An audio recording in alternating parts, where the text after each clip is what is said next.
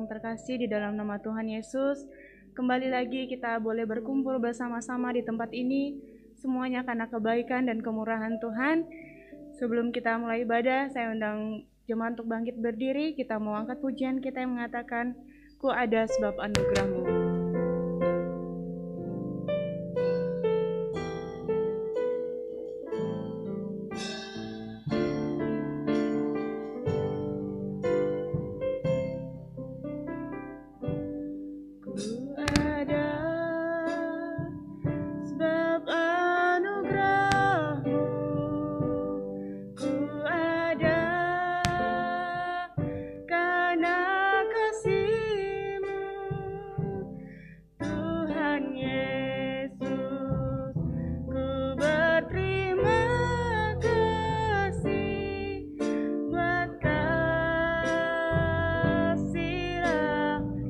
Jadi awal katakan, Ku ada sebab anugerah-Mu.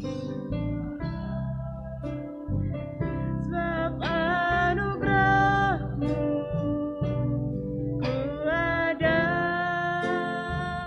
karena kasih-Mu, Tuhan Yesus. Ku berterima kasih buat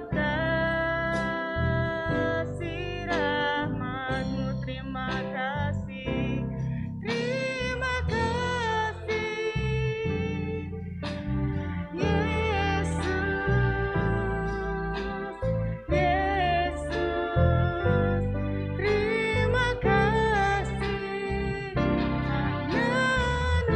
anugerah-Mu buat hidupku sekarang, ku kan memuji-Mu. Kita angkat penyanyi awal, katakan, Ku ada sebab anugerah-Mu. Ku ada sebab anugerah-Mu. Ku ada karena kasih-Mu, Tuhan Yesus. Ku berterima kasih buat kasih-Mu. Sekali lagi katakan, Ku ada sebab anugerah-Mu. Ku ada sebab anugerah-Mu. Ku ada karena kasih-Mu, Tuhan Yesus. Ku berterima kasih buat kasih rahmat. Katakan terima kasih, terima kasih, Yesus, Yesus, terima kasih karena anugerah-Mu buat hidupku sekarang, ku kan memuji-Mu selamanya. Terima kasih, Yesus,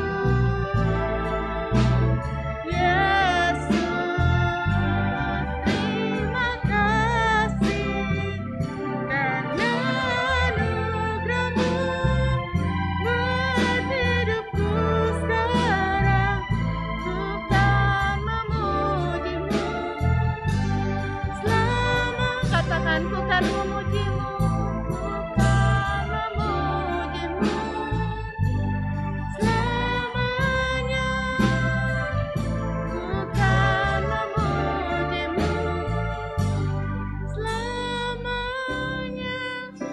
Untuk membuka ibadah kita saat sore hari ini dengan kasih Kristus, saya undang Ibu Hakim untuk membawa kita dalam doa.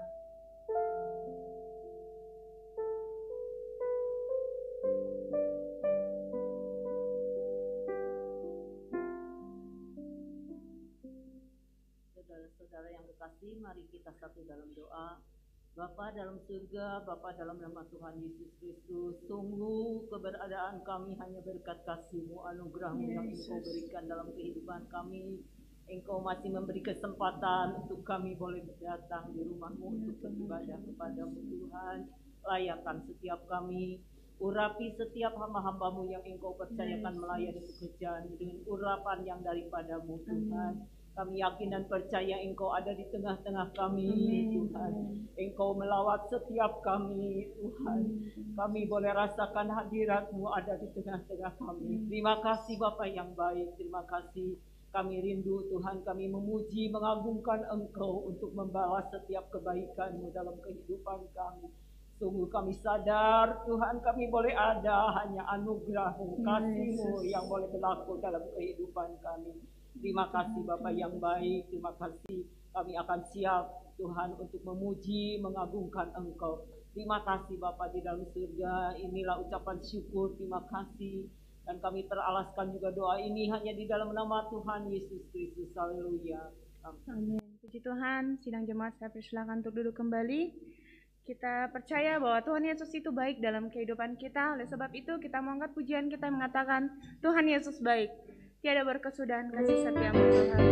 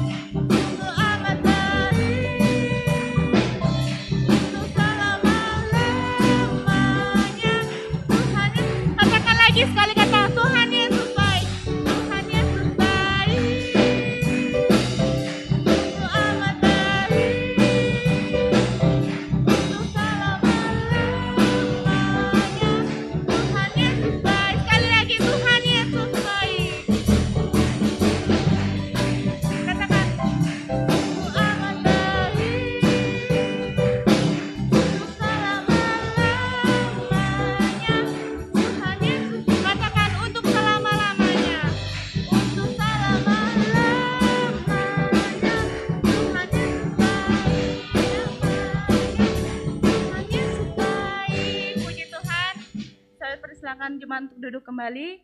Kembali lagi kita mengangkat pujian kita yang mengatakan berjalan bersama Dia.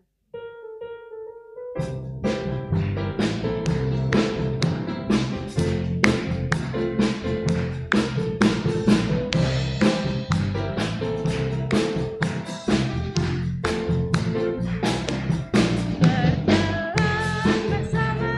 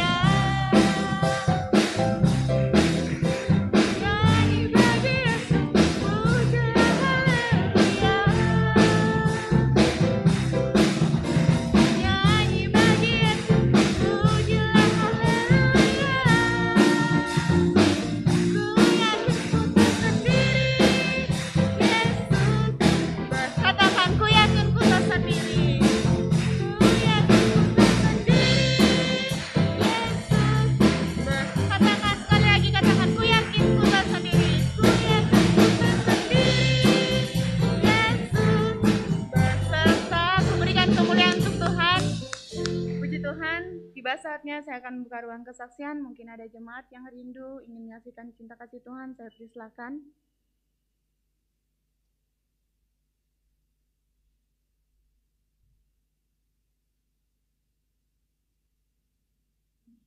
Puji Tuhan, saudara-saudara yang kekasih, saya ingin mengucap syukur dan terima kasih kepada Tuhan ya. Tuhan sudah melindungi saya. Kemarin malam ya, saya kalau pagi gitu suka minum air hangat, lupa ngisi termos. Mas saya teh udah hampir jam 10, kan saya tidur jam 10. Masaknya 2 gayung. Udah masak 2 gayung, mestinya mah lampu dapur teh jangan dimatiin ya, ini mah dimatiin. Nonton sebentar. Lupa saya teh. Aduh, udah lupa aja. Jam 10 teh saya berdoa tidur. Bangun teh jam 4 lebih. Saya kalau bangun pagi, bangun tidur kan suka pengen buang air kecil ya.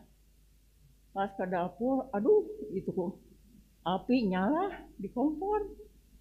Mas saya cepetin dimatiin. Udah dimatiin saya, dilihat teh airnya teh udah kering. Tapi nggak tutup, nggak apa-apa gitu. Puji Tuhan ya, saya sangat bersyukur dan terima kasih kepada Tuhan. Tuhan sudah melindungi sekian. Puji Tuhan. Baiklah, tiba saatnya kita akan mendengarkan firman Tuhan. Saya undang jemaat untuk bangkit berdiri. Kita mau mengangkat pujian kita yang mengatakan, kasih Yesus indah dalam hidupku.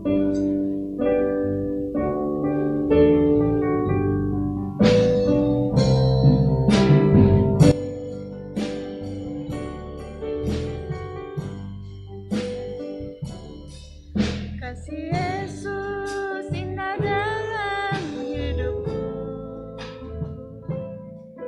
menghiasi hati dan jiwaku.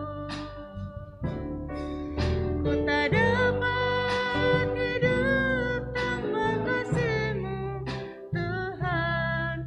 Pegang tanganku sepanjang jam. Kita angkat dari awal, katakan kasih Yesus indah dalam hidupku. Indah dalam hidupku, menghiasi hati dan jiwaku. Ku tak dapat hidup tanpa kasih-Mu, Tuhan. Pegang tanganku sepanjang jalan, katakan kasih Yesus. Kasih Yesus mengalir dalamku, seperti sungai yang tak pernah kering.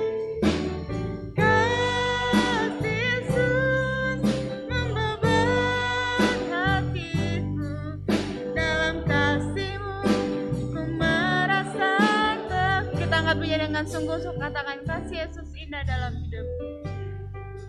Indah dalam hidupku, menghiasi hati dan jiwaku. Ku tak dapat hidup tanpa kasih-Mu, Tuhan. Pegang tanganku sepanjang jalan, ku katakan kasih Yesus.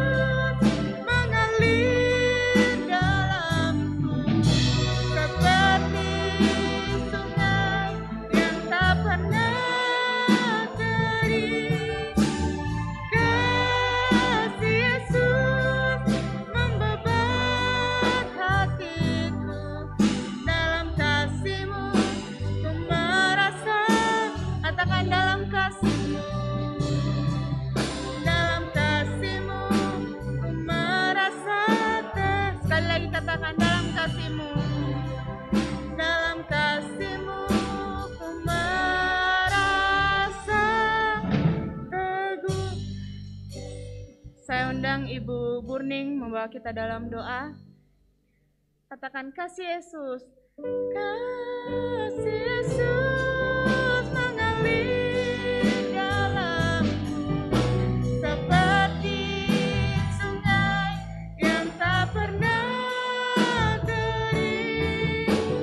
Kasih Yesus membebani hatiku.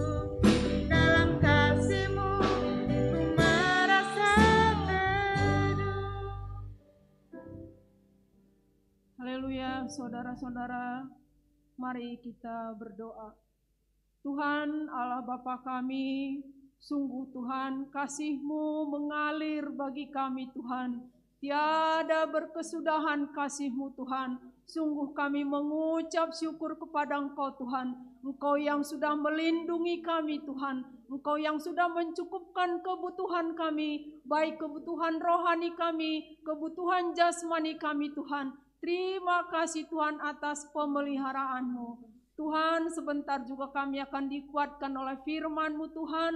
Engkau yang sudah menyiapkan hamba-Mu Tuhan, supaya Tuhan apa yang ingin Engkau sampaikan kepada kami melalui hamba-Mu Tuhan, itu boleh menjadi kekuatan bagi kami. Terima kasih Tuhan, kami siap mendengarkan firman-Mu. Di dalam nama Tuhan Yesus Kristus kami berdoa dan mengucap syukur. Haleluya. Amin. Puji Tuhan, sidang jemaat disilakan untuk duduk kembali. Pekerjaan selanjutnya saya serahkan kepada hambanya yang menyampaikan firman Tuhan, Bapak Pendeta Jamal. Izin untuk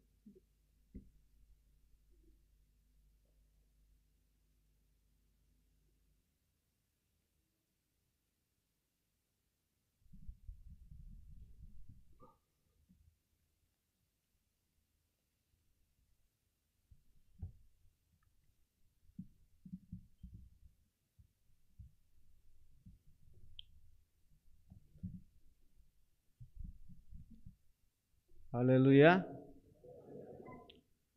Puji Tuhan. Terima kasih kepada Tuhan.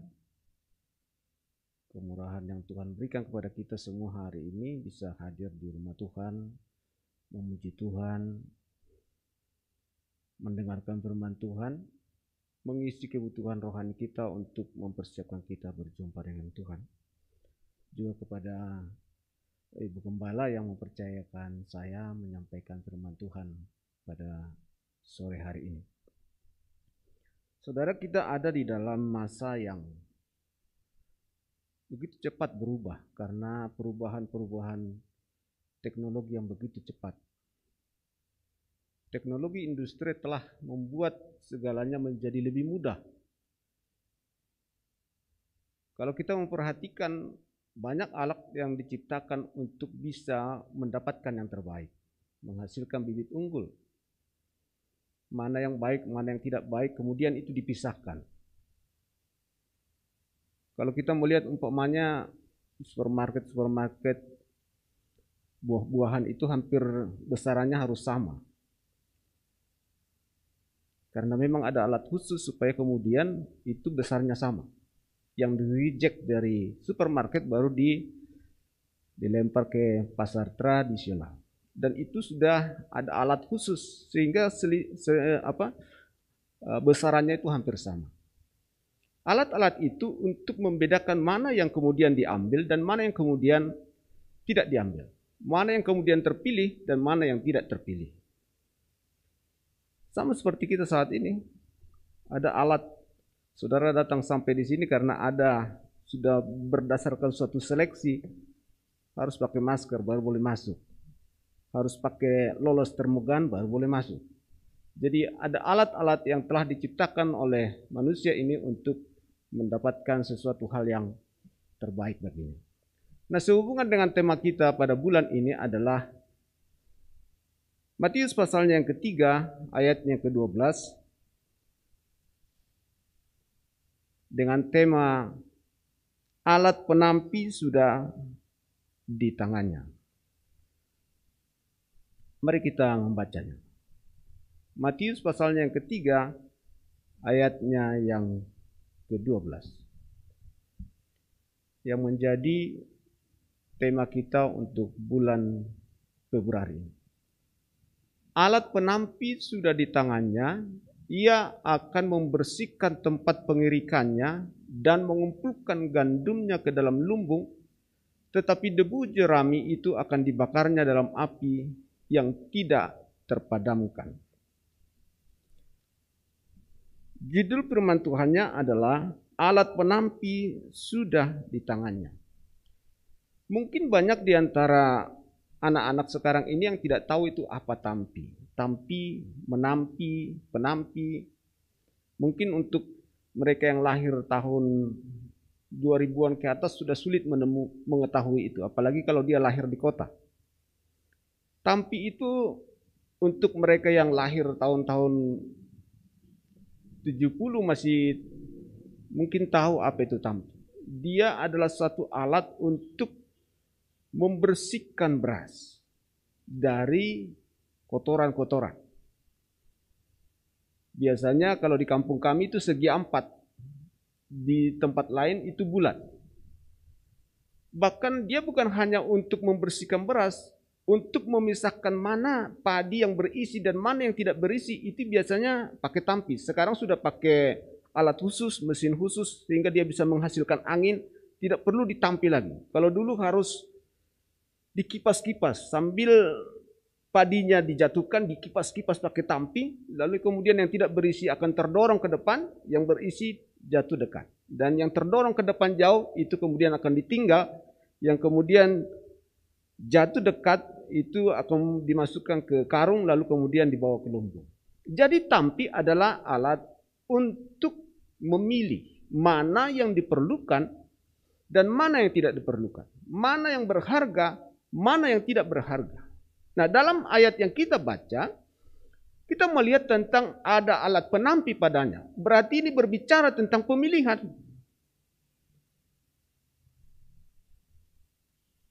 Ada 3 hal yang kita mau jawab dari firman Tuhan sore hari ini. Yang pertama, siapa yang dipilih dan siapa yang tidak dipilih. Yang kedua, bagaimana tanda atau ketentuan untuk menentukan siapa yang terpilih dan siapa yang tidak terpilih. Dan yang ketiga, apa ketentuan yang berlaku bagi yang terpilih dan bagi yang tidak terpilih. Siapa yang terpilih dan siapa yang tidak? Bagaimana menentukan yang terpilih dan tidak? Dan apa ketentuan bagi yang terpilih dan yang tidak? Mari kita membuka pasal yang ketiga untuk melihat secara keseluruhan nats ini. Mulai dari ayat 1 sampai ayatnya yang ke-12 untuk melihat latar belakang ayatnya yang ke-12 tentang menampi tadi. Pasal 3, latar belakang nas ini berbicara tentang tampilnya Yohanes Pembaptis di padang gurun Yudea dengan seruannya, bertobatlah sebab kerajaan surga sudah dekat. Pasal 3 ayat 1 dan 2. Pada waktu itu tampillah Yohanes Pembaptis di padang gurun Yudea dan memberitakan, bertobatlah sebab kerajaan surga sudah dekat. Siapa Yohanes Pembaptis ini? Yohanes Pembaptis adalah pembuka jalan untuk datangnya yang dijanjikan itu. Pasalnya ayatnya yang ketiga. Sesungguhnya dialah yang dimaksudkan Nabi Yesaya ketika ia berkata, ada suara orang yang berseru-seru di padang gurun, persiapkanlah jalan untuk Tuhan, luruskanlah jalan baginya. Jadi Yohanes Pembaptis yang datang dalam berita, bertobatlah sebab kerajaan surga sudah dekat, adalah seorang utusan yang mendahului datangnya Mesias itu. Pada waktu itu Yesus mungkin masih di Nazaret, belum ada di daerah Yerusalem, masih di utara, sedangkan Yohanes Pembaptis di Yudea.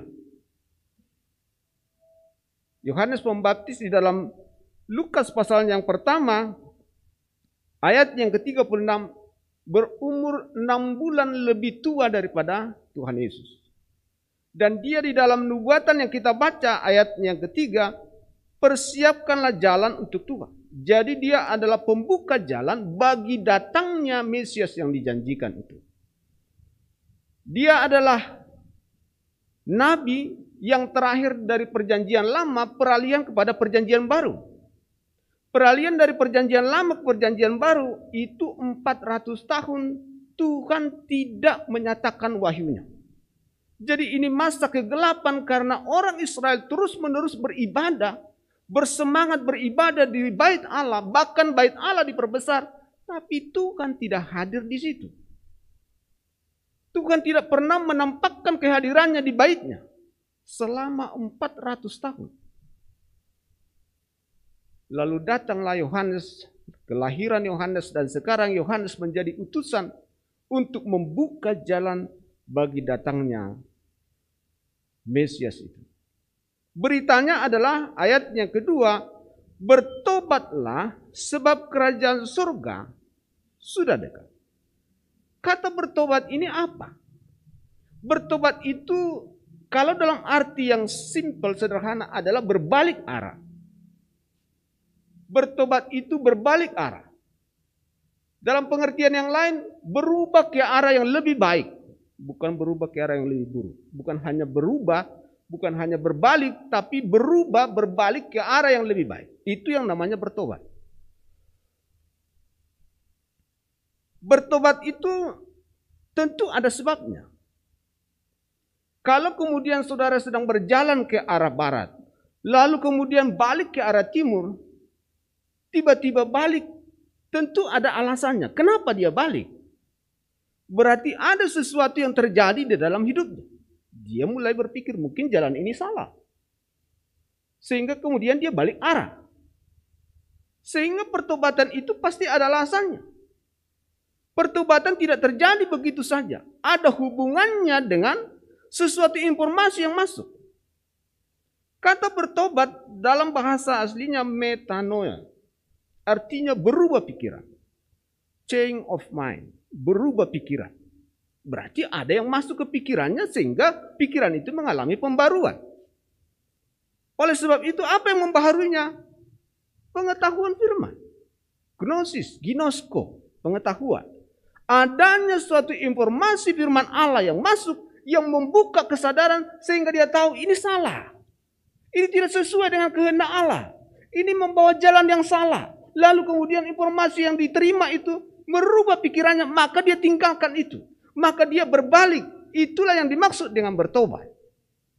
Dan Yohanes Pembaptis datang dengan seruan, bertobatlah sebab kerajaan surga sudah dekat. Orang Israel sudah punya hukum Taurat. 39 kitab perjanjian lama ada pada orang Israel. Tetapi tidak dijalankan dengan baik.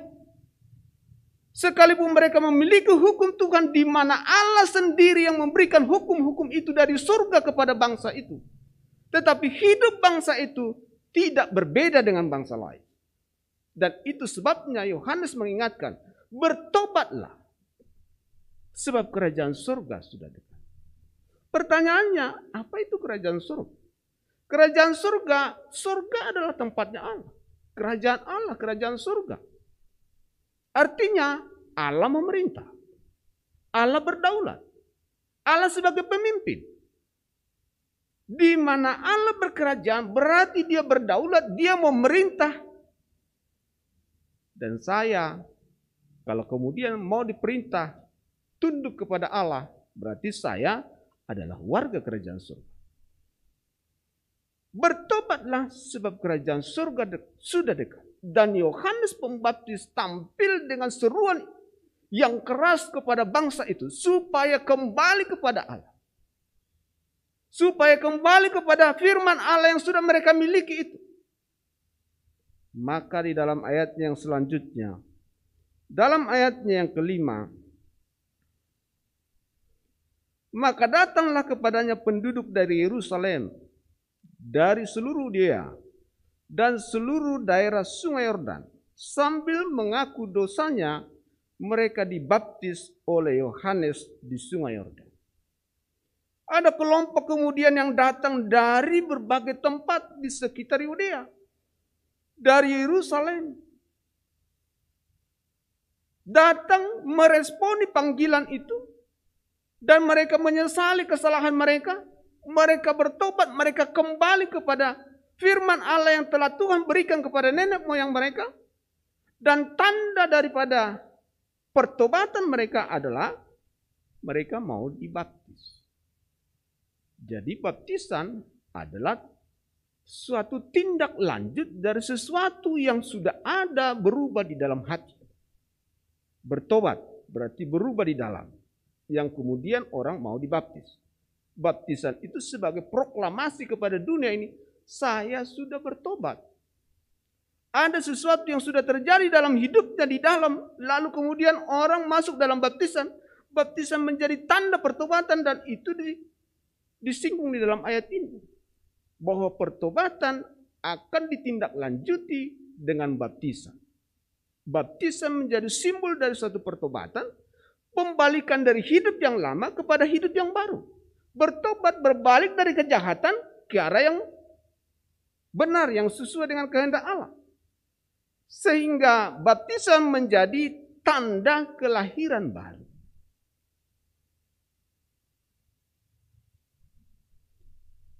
Ada dua kelompok yang meresponi berita itu, yang kemudian menjadikan ada perbedaan di antara dua pihak ini.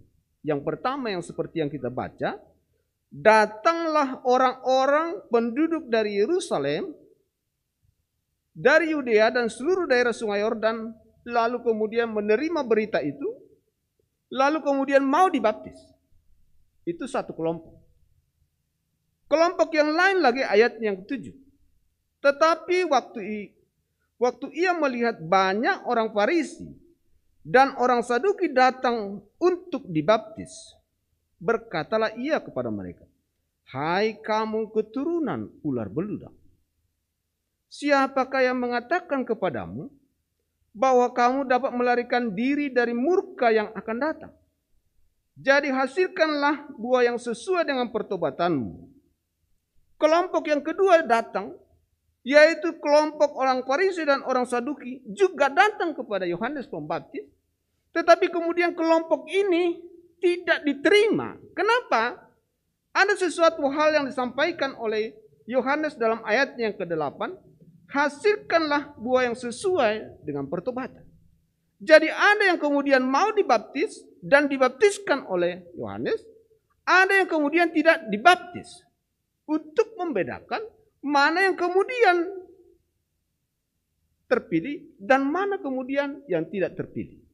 Jadi di dalam nats kita ada dua pihak yang meresponi panggilan atau seruan dari khotbah Yohanes Pembaptis, bertobatlah sebab kerajaan surga sudah dekat. Satu kelompok bagian dari orang-orang ayat 5, ayat 6. Satu kelompok ayat 7, ayat 8. Orang-orang Farisi dan orang Saduki. Ini kelompok intelektual yang memahami hukum Taurat. Yang kemudian ditegur oleh Yohanes Pembaptis dengan kata-kata, "Hai kamu keturunan ular beludak." Dalam ayat yang ke-8, hasilkan sesuai dengan pertobatan, buah pertobatan. Jadi kenapa kemudian orang ini ditolak? Alasannya adalah karena mereka tidak menghasilkan buah pertobatan. Sehingga sekarang jelas bagi kita, kelompok yang kemudian terpilih adalah kelompok yang menghasilkan buah pertobatan, lalu kelompok yang tidak menghasilkan buah pertobatan itu kemudian terpisah. Kelompok orang yang dibaptis terpisah, kelompok yang tidak dibaptis terpisah juga.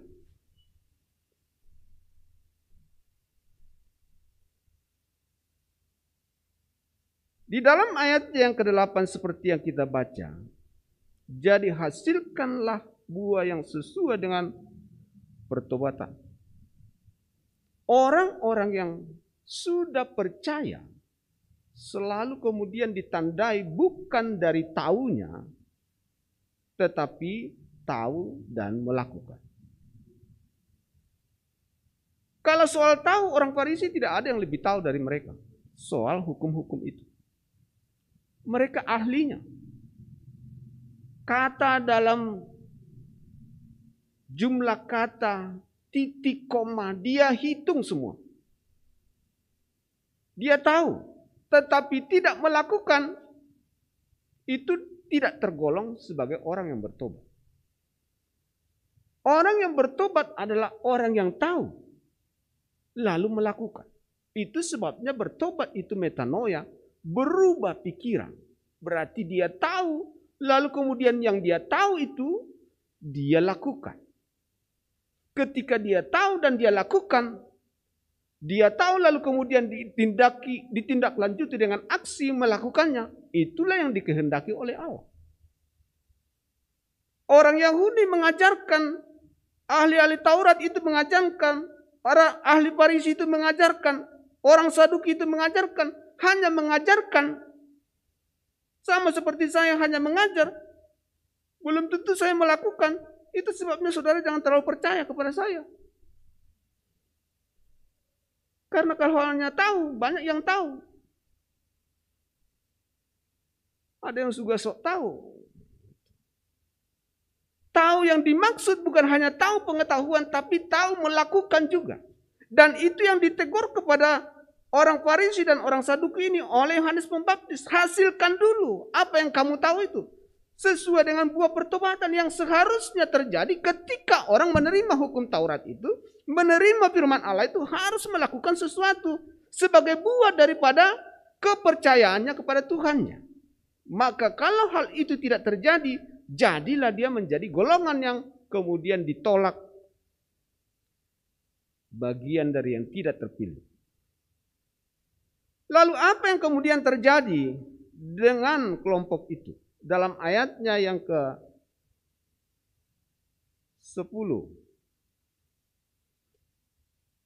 Kampak sudah tersedia pada akar pohon, dan setiap pohon yang tidak menghasilkan buah yang baik pasti ditebang dan dibuang ke dalam api.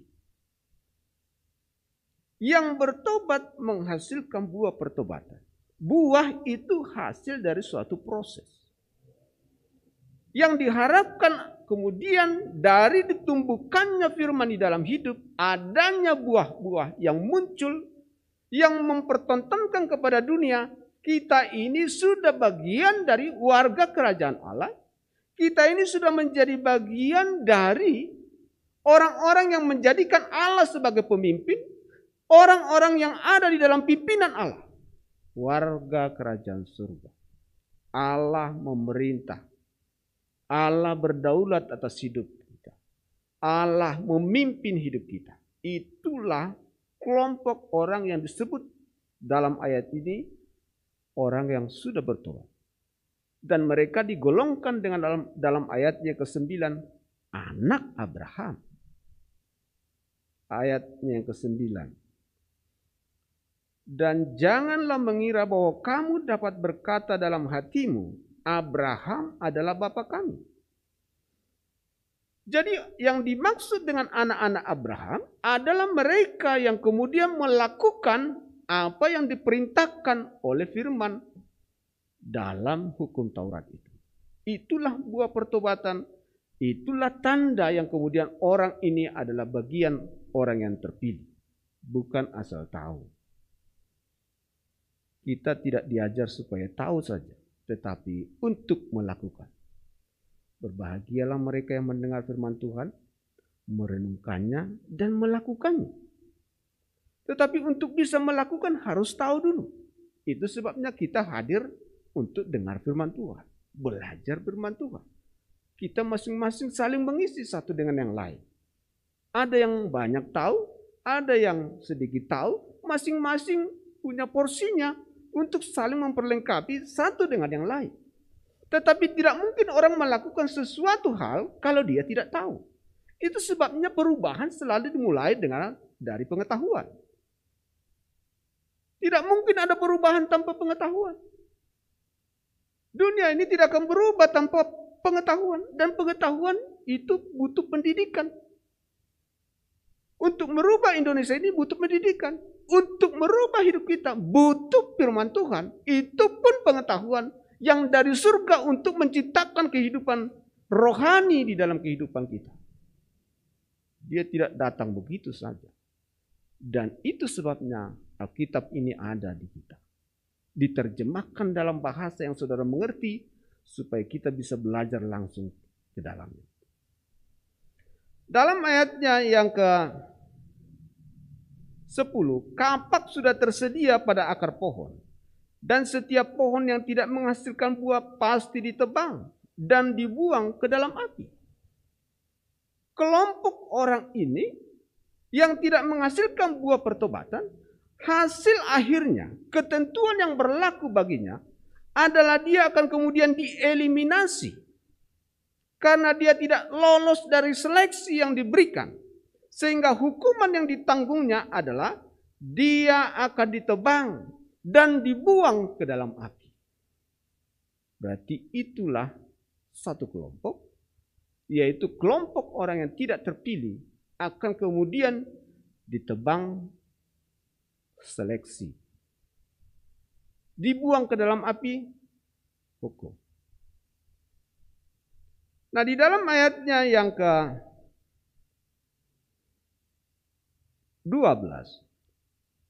alat penampi sudah di tangannya.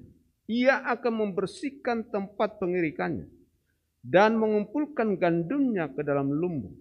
Tetapi debu jerami itu akan dibakarnya dalam api yang tidak terpadamkan.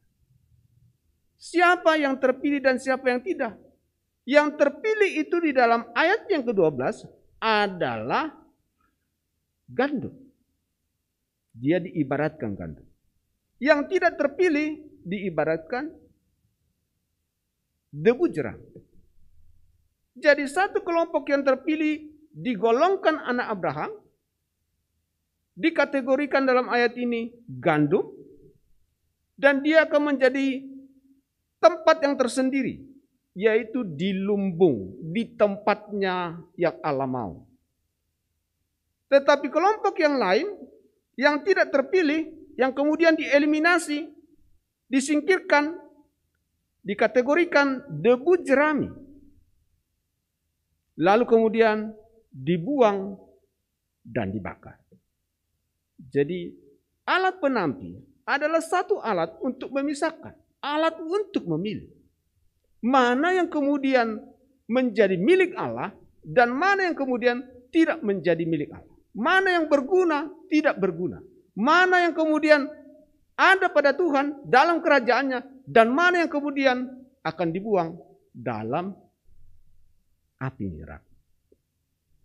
Pertanyaannya, apakah kita orang pilihan? Apa dasarnya kita orang pilihan? Bagaimana kita mengatakan kita orang pilihan? Dan apa kriterianya? Mari kita membuka Keluaran pasalnya yang ke-12.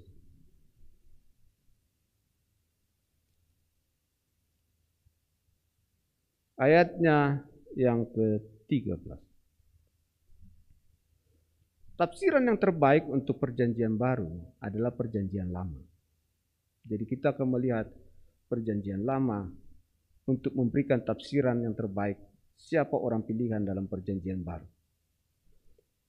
Keluaran pasalnya yang ke-12 ayatnya yang ke-13. Dan darah itu menjadi tanda bagimu pada rumah-rumah di mana kamu tinggal. Apabila aku melihat darah itu, maka aku akan lewat daripada kamu. Jadi tidak akan ada tulah kemusnahan di tengah-tengah kamu apabila aku menghukum tanah Mesir. Ayat ini adalah penggalan dalam konteks perayaan Paskah yang pertama di Mesir. Berkaitan dengan tulah yang ke-10 di tanah Mesir. Tulah penghukuman yang akan dilakukan Tuhan kepada Mesir. Sekaligus menjadi cara Tuhan untuk menseleksi siapa yang kemudian dibebaskan dan siapa yang kemudian dihukum. Tidak cukup keturunan Abraham, Ishak dan Yakub saja otomatis akan dibebaskan, tidak. Biarpun dia keturunan Abraham, Ishak dan Yakub, itu tidak menjamin dia akan dibebaskan. Yang menjamin dia dibebaskan adalah dia harus menyiapkan satu binatang domba yang kemudian dikurung pada hari yang ke-10 sampai hari yang ke-14. Dan pada hari yang ke-14 dia harus dipotong.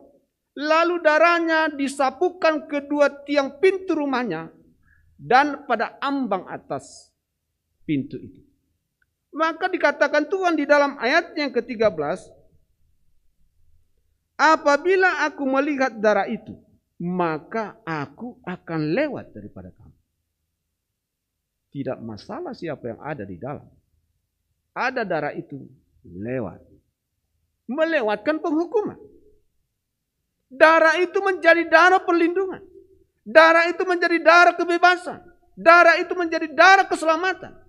Darah anak domba Paskah. Dengan darah anak domba Paskah dalam Keluaran pasal 12, Allah memilih siapa yang menjadi orang terpilih dan siapa yang tidak terpilih. Yang tidak terpilih siapa? Yang tidak ada darah itu pada rumahnya.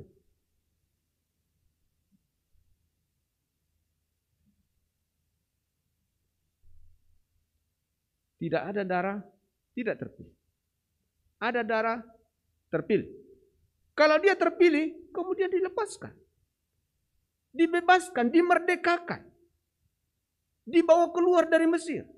Yang tidak ada darah itu, hukum. Maka ada tulah kematian bagi semua yang ada di Mesir. Kecuali yang ada darah itu. Kalau kita sekarang tidak ada pada zaman itu. Lalu bagaimana kita mengatakan kita orang terpilih? Efesus pasalnya yang pertama, ayatnya yang ke-13.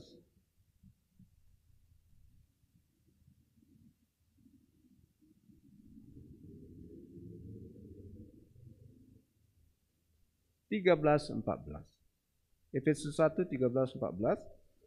Di dalam Dia kamu juga karena kamu telah mendengar firman kebenaran yaitu Injil keselamatan. Di dalam Dia kamu juga ketika kamu percaya dimeteraikan dengan Roh Kudus yang dijanjikannya itu. Dan Roh Kudus itu adalah jaminan bagi kita sampai kita memperoleh seluruhnya, yaitu penebusan yang menjadikan kita milik Allah untuk memuji kemuliaan-Nya. Orang-orang yang percaya kepada Kristus di dalam Dia, ayat 13. Di dalam Dia, ada 2 kali ayat 13. Di dalam Dia kita dipilih. Dan siapa yang percaya kepadanya dimeteraikan oleh Roh Kudus. Dalam konteks Matius tadi, dibaptis oleh Roh Kudus. Dipenuhkan oleh Roh Kudus. Ditandai dengan kehadiran Roh Kudus. Siapa yang percaya kepada Yesus, lalu Roh Kudus ada padanya. Siapa yang menerima darah penebusan Kristus, Roh Kudus ada padanya. Jadi bagaimana kita mengatakan kita orang dipilih? Karena kita percaya kepada Kristus. Di dalam Kristus. Siapa yang memilih Kristus, dia orang pilihan. Karena Tuhan sudah menetapkan Kristus sebagai pilihan untuk semua manusia. Tuhan memilih Kristus sebagai alat pilihan untuk semua manusia. Siapa saja yang memilih Kristus, dia pilihan. Siapa saja yang memilih Kristus, dia menjadi orang pilihan. Maka Kristus menjadi darah perlindungan. Kristus menjadi penebusan. Kristus menjadi kemerdekaan. Kristus menjadi keselamatan sama seperti Keluaran pasal 12. Darah anak domba Paskah itu menjadi jaminan keselamatan. Bukan atas diriku, bukan karena aku, tapi karena aku percaya kepadanya. Maka kata-kata di dalam Dia, di dalam Kristus, kita terpilih. Di dalam Kristus, kita dipilih oleh Tuhan. Kita adalah gandum menurut Matius itu. Kita adalah warga kerajaan Allah. Karena apa? Di dalam Kristus. Bukan karena saya sudah memenuhi apa yang Tuhan maui, tetapi di dalam Kristus. Tanpa Kristus kita bukan orang pilihan, maka di luar Kristus dia bukan orang pilihan. Di dalam Kristus pilihan, di luar Kristus bukan pilihan. Maka mereka yang ada di dalam Kristus, di dalam Roma pasalnya yang ke-8, Ayat yang pertama.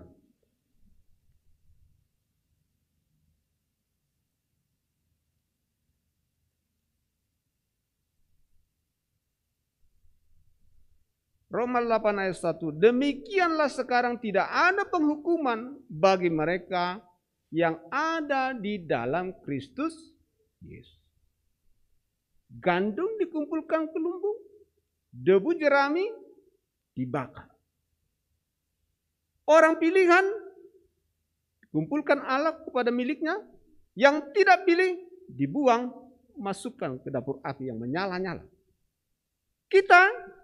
Kalau kita di dalam Kristus, kalau saudara percaya kepada Kristus, maka kita adalah bagian orang yang terpilih. Lalu apa tandanya? Kita orang pilihan.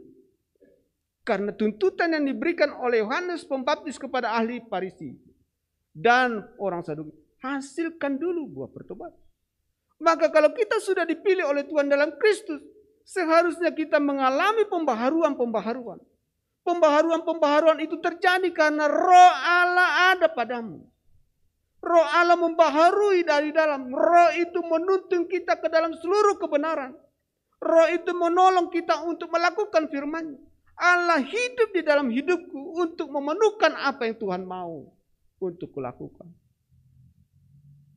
Dia telah memiliki karena kasih-Nya.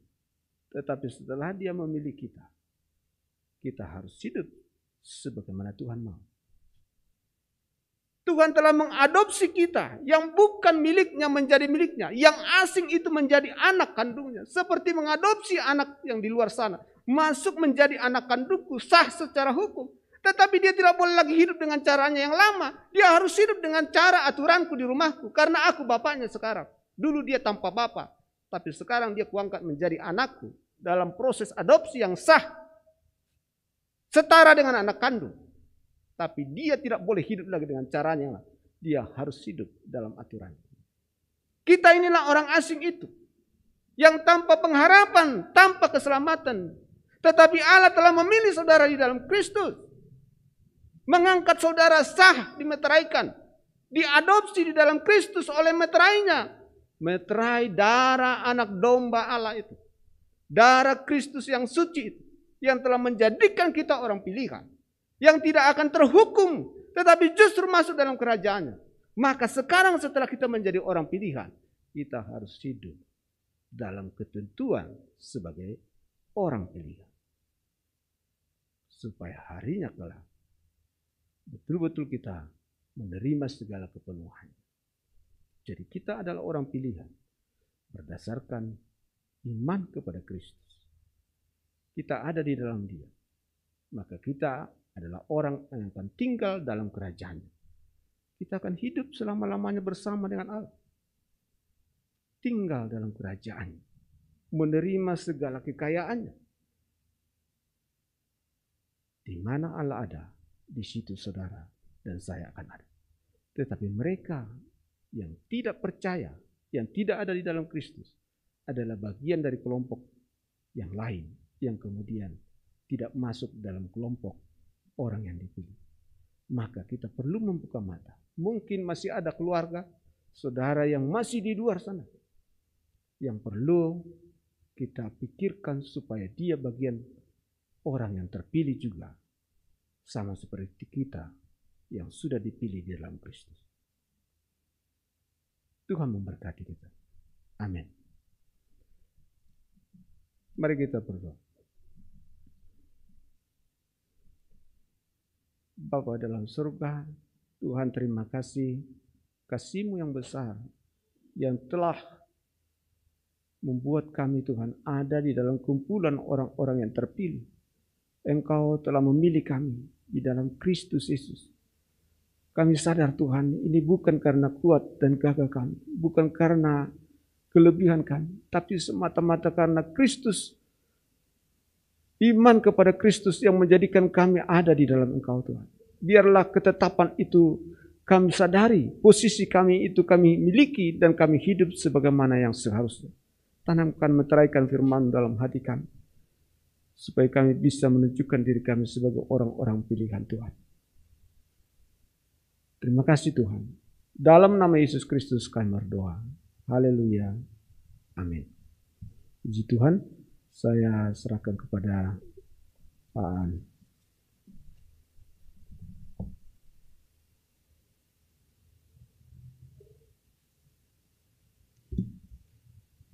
Puji Tuhan, saudara, sore hari ini kita diberkati oleh firman Tuhan.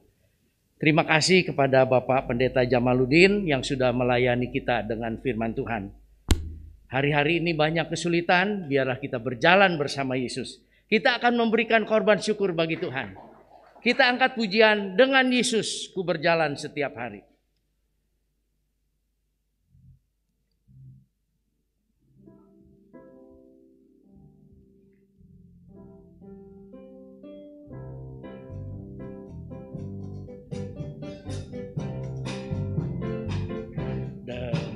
Yesus, ku berjalan setiap hari. Dengan Yesus, ku kan menatap masa depan. Ku tak gentar menghadapi awan yang gelap, karena Yesus besertaku di sepanjang jalanku. Bersandar padanya, karena Roh Kudus ada menerangi hidupku sampai ujung jalanku. Dengan Yesus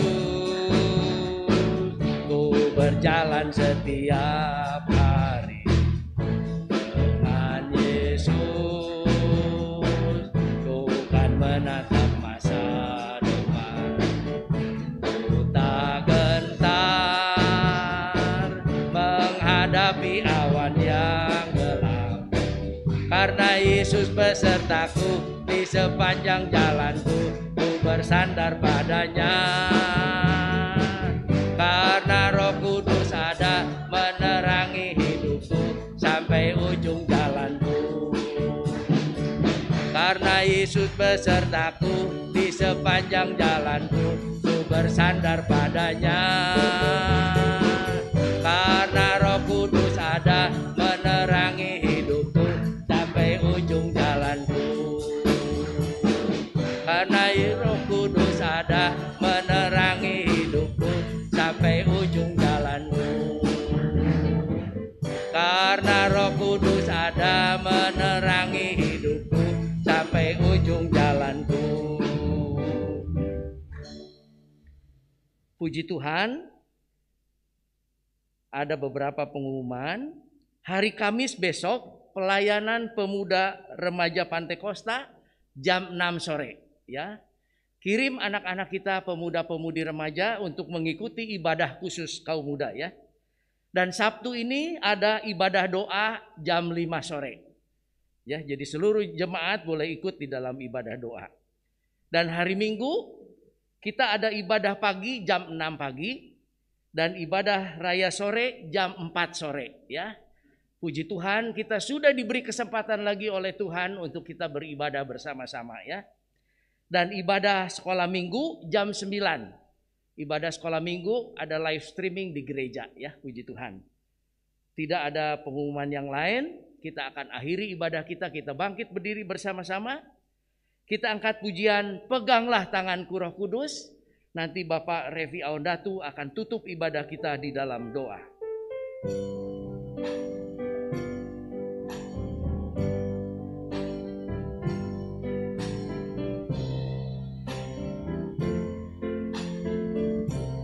Peganglah tanganku Roh Kudus setiap hari. Tak dapat jalan sendiri tanpa Roh-Mu. Bawalah diriku kepada segala kebenaran. agar ku tidak tersesat mengikuti jalan-Mu.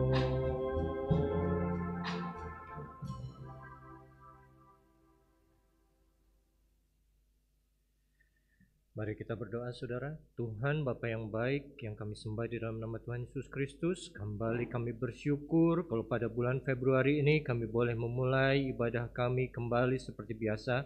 Kami percaya ini semua karena kasih anugerah-Mu yang boleh ada dalam kehidupan kami. Terima kasih juga Tuhan, Kau boleh memberikan kerinduan kepada kami untuk hadir pada sore hari ini. Kami boleh menikmati puji-pujian, berdoa, penyembahan, juga firman Tuhan. Kami boleh menerima berkat-berkat rohani yang luar biasa pada sore hari ini semua karena Engkau Tuhan. Terima kasih Bapa, terima kasih Tuhan. Kami berdoa untuk setiap jemaat yang sudah hadir pada sore hari ini. Kami percaya semua sudah diberkati Tuhan, sudah mendapat jawaban, mendapat kekuatan. Apa yang mereka perlukan Engkau akan penuhi sesuai dengan kasih karunia-Mu.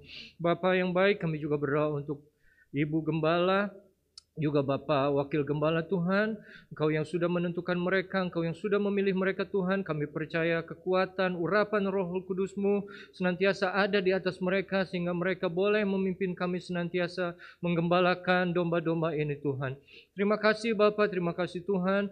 Kami juga mendoakan untuk hamba-Mu yang sudah dipercayakan membawakan firman Tuhan, Bapak Jamaluddin Sitorus. Biar Engkau boleh berkati kehidupannya, keluarganya, pelayanannya, dimanapun dia berada boleh menjadi saluran berkat bagi orang-orang di sekitarnya. Terima kasih Tuhan, dan kalau sebentar kami akan berpisah satu sama yang lain, kami tetap percaya bahwa tidak ada yang bisa memisahkan kami dari kasih-Mu yang selalu ada dalam hidup kami. Dan oleh karena itu saudara, terimalah berkat, kasih, anugerah dari Allah yang menjadi Bapa kita, damai sejahtera, sukacita dari Yesus, dan juga kekuatan persekutuan dengan Roh Kudus senantiasa mengikat kita menjadi satu sampai Maranatha, Tuhan datang kembali. Di dalam nama Tuhan Yesus Kristus, haleluya, amin. Selamat sore, Tuhan memberkati.